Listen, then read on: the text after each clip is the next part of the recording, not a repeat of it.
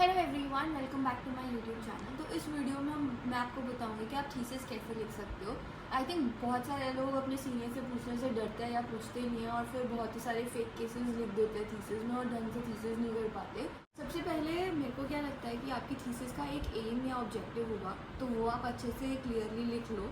वो आपको कोई ना कोई टॉपिक जो भी देगा वो बताएगा कि यार तुम्हारी थीसिस से तुम्हें ये कंक्लूड करना है या ये चीज़ स्टडी करनी है। एक बार तुम्हारा एम्स एंड ऑब्जेक्टिव्स हो गया, उसके बाद तुम्हारा एक इंट्रोडक्शन होगा जिसके अंदर तुम थोड़ा बहुत उस टॉपिक के बारे में पढ़ के ब्रीफली लिख दो। एक दो पेज का होगा एंड यू विल टेल कि तुम अपनी थीसिस में क्या करने वाले हो। एक इंपॉर्टेंट चीज़ जो आती है वो है मटेरियल्स एंड मेथड्स। तो मुझे क्या लगता है ये भी बहुत जेन्युइनली करो। सपोज तुम्हारा थीसिस टॉपिक जो है वो बहुत सारी इन्वेस्टिगेशन उसमें इन्वॉल्व है, तुम्हें पेशेंट्स के बहुत सारे टेस्ट कराने पड़ते हैं, तो तुम लैब्स विजिट करो, माइक्रो की, पैथो की, बायोकेमिस्ट्री की, जाके देखो कि वो क्या मशीन्स यूज़ कर रहे हैं, वो लोग क्या कट ऑफ सेट कर रहे हैं तुम्हारे हॉस्पिटल में। तुम जितना जेन्युइनली ये काम करोगे उतना ही तुम्हारे लिए बेटर है, क्योंकि उतना ही तुम सीखोगे। तो तुम सबसे पहले मास्टर चार्ट बनाओ जिसके अंदर पेशेंट की डिटेल्स के 4-5 कॉलम होंगे और 4-5 कॉलम वो चीज़ के बारे में होंगे जो तुम स्टडी करने वाले हो। क्या क्या वेरिएबल्स तुम स्टडी करो। सपोज तुम्हारी एसटीडी पे थीसिस है जैसे मेरी थी, या तुम्हारी हिस्टोपैथोलॉजी पे थीसिस है, या तुम्हारी किसी एक डिजीज़ के क्लिनिकल फीचर्स पे थीसिस है, तो तुम क्लिनिकल फीचर्स का एक कॉलम बना दो। फिर तुम एज ग्रुप के अकॉर्डिंग वो क्लिनिकल फीचर कैसे वेरी कर रहे हैं अगर स्टडी करने वाले हो तो एज ग्रुप का एक कॉलम बना दो। उसके बाद इम्यूनो कॉम्प्रोमाइज़ में कुछ डिफरेंट मैनिफेस्टेशंस थी, उसके अकॉर्डिंग बनाने वाले हो तो एक इम्यूनो कॉम्प्रोमाइज़ का कॉलम बना दो। फिर मुझे क्या लगता है अपना मास्टर चार्ट बहुत हैंडी रखो ताकि तुम्हारी स्टडी बहुत ऑथेंटिक हो पाए। एज इन अपने फ़ोन में मास्टर चार्ट रख सकते हो। एक बेसिक एक्सेल शीट बनानी है तुमको, तो you can either keep it in your phone और you can keep it in your tab और you can keep it in your laptop. I think laptops में भी if you carry your books, तो laptop carry करना और हमारी text books इतनी heavy होती है, सेम ही बात पड़ती है। तो when you are sitting in the OPD, when you see a case, साथ साथ हिस्ट्री लो, साथ साथ अपडेट करते जाओ कि हाँ भाई मैंने ये केस देखा, ये केस देखा, ये केस देखा। हर कोई 70-80 केस, 100-150, इतने इससे ज़्यादा केसेस तो किसी की थीसिस में भी नहीं होते।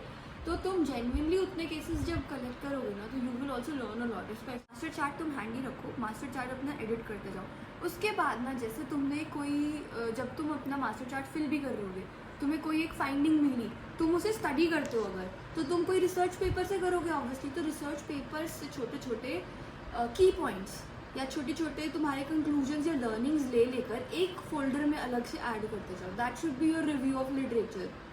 तो रिव्यू ऑफ लिटरेचर में most of the people, I mean some people think कि तुम्हें टेक्स्ट बुक्स पढ़नी है। जैसे मैंने इनिशियली सोचा था मुझे टेक्स्ट बुक्स पढ़नी है बहुत सारी और उनको एक जगह पे समराइज करना है। No, it's not like that. You to read a lot of research papers, articles. Text books भी अगर तुम पढ़ रहे हो तो text books have taken that data from some research paper, तो वो उन्होंने कोट कर रखा होगा कौन सा रिसर्च पेपर से लिया है। तो तुमको रिसर्च पेपर्स कोट करने हैं और एंड में एक बिब्लियोग्राफी मेंटेन करनी है which has to be maintain in a particular format, to be done in Vancouver style.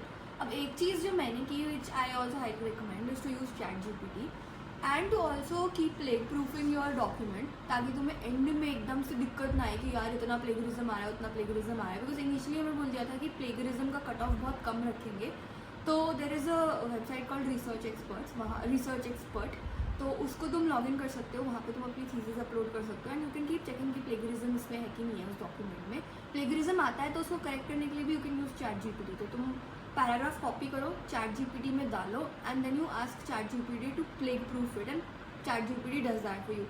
Even if you written your, तुम्हें नहीं पता वैंकूवर स्टाइल क्या है, बाद में जो बिब्लियोग्राफी लिखी है, you can ask ChatGPT and ChatGPT will also help you convert it to Vancouver style. तो वो एक चीज़ है। दूसरी एक गलती जो लोग करते हैं when you are trying to do your Excel sheet ना, तो एक्सेल थोड़ा सा यूट्यूब चला के सीख लेना। अगर मुझे कभी टाइम लगा तो जो मैंने बेसिक एक्सेल सीखा है उसकी भी I can make a video. But the thing is this is going to help you if you want to do any kind of research in future. तो Excel, if you know Excel well, तो it will become very very easy for you to conduct your research. तो मेरी तो ये थी ही कि that I manually counted everything. But दूसरा ये भी था कि I took to many cases, मतलब आई टुक 150 cases and I was manually counting all of those. तो मेरे लिए बहुत टीडियस हो गया था। बट तुम्हें मैनुअली काउंट करने की ज़रूरत नहीं है। एक्सेल में तुम्हें कॉमन वर्ड डालना है। सपोज जैसे डायग्नोसिस मैंने डाला तो हर किसी का कॉमन वर्ड रहेगा कि हर किसी को हर्पीज़ है, या हर किसी को हर्पीज़ जेनाइटालिस, किसी को हर्पीज़, किसी को हर्पेटिक लीजन। ऐसे नहीं लिखना, कॉमन टर्म्स यूज़ करो and then Excel itself will count for you कि इस पर्टिकुलर डिजीज़ के कितने पेशेंट थे। फिर उसमें तुम मेल फीमेल का फिल्टर भी लगा सकते हो। तो तुम एक्सेल में फ़िल्टर लगा लगा के Excel will give you the count. Basic Excel I think YouTube से ही तुम सीख सकते हो, that you should definitely do. If I get time I will make the video on basic excel that you might need for your thesis. I think I'll definitely make that because it will be very useful. So once you're done with R1 has to be around 30-40 pages. Your this thing master chart is one thing. Master chart ko then you have to extrapolate it and you have to make tables and charts out of it. तो ये भी Excel has a feature of summary में। तो जितने भी तुमने tables charts बनाए हैं उनके नीचे जो भी तुम्हारी परसेंटेजेस वगैरह आई हैं तुमने समरी में वो लिख देना है। डिस्कशन में तुमने क्या करना है कि जैसे ये एज ग्रुप, ये जेंडर और ये डिजीज़ और ये उसकी मैनिफेस्टेशन, सब कुछ मैंने परसेंटेजेस में लिखा है। मेरे को मेरा डेटा मिल गया, फिर मैं 3 रिसर्च पेपर निकालूंगी। इसमें भी chat GPT can help you a lot. Chat GPT को बोल दो इस टॉपिक के रिसर्च पेपर्स बता दो, तो चैट जीपीटी तुम्हें ढूंढ के दे देगा। इनिशियली रिसर्च पेपर्स में मैंने कन्वेंशनल मेथड से ढूंढे कि मैंने गूगल स्कॉलर खोला, फिर गूगल स्कॉलर पे सर्च किया, फिर जो रिसर्च पेपर्स आए उनको साई हब में खोला। तो that is a tedious process. मेरे को काफ़ी टाइम लगा, मैनुअली भी काउंट किया मैंने और पेपर्स भी ऐसे सर्च किए। तो एक तुम थोड़ा सा एक्सेल सीख सकते हो, दूसरा तुम एआई का यूज़ कर सकते हो। तो तुम एआई का यूज़ करोगे तो एआई में तुम बस just you just have to put कि इसके अराउंड जितने भी आर्टिकल्स है प्लीज़ चैट जीपीटी मुझे बता दो। चैट जीपीटी तुम्हें डीओआई भी बता देगा, चैट जीपीटी तुम्हें समरी भी बता देगा। And if you feel like reading them in detail तो ऑब्वियसली तुम साई हब से खोल के देख सकते हो। तो दैट थीसिस टॉपिक ना हमेशा ऐसा चूज़ करने की कोशिश करो जो अलाइन करता हो तुम्हारे फ्यूचर गोल्स के साथ। सपोज तुम कोई फेलोशिप करना चाहते हो, फिर somebody who is interested in a cosmetics fellowship से फॉर एग्जांपल, तो try to talk to your consultants and try to do something in this thing cosmetics. You go outside of India they are very keen on knowing your research background. तो इसलिए मुझे लगता है कि align your जो भी तुम्हें fellowships करनी है, जो भी तुम्हें फ्यूचर में स्टडी करनी है, align your research your study with that.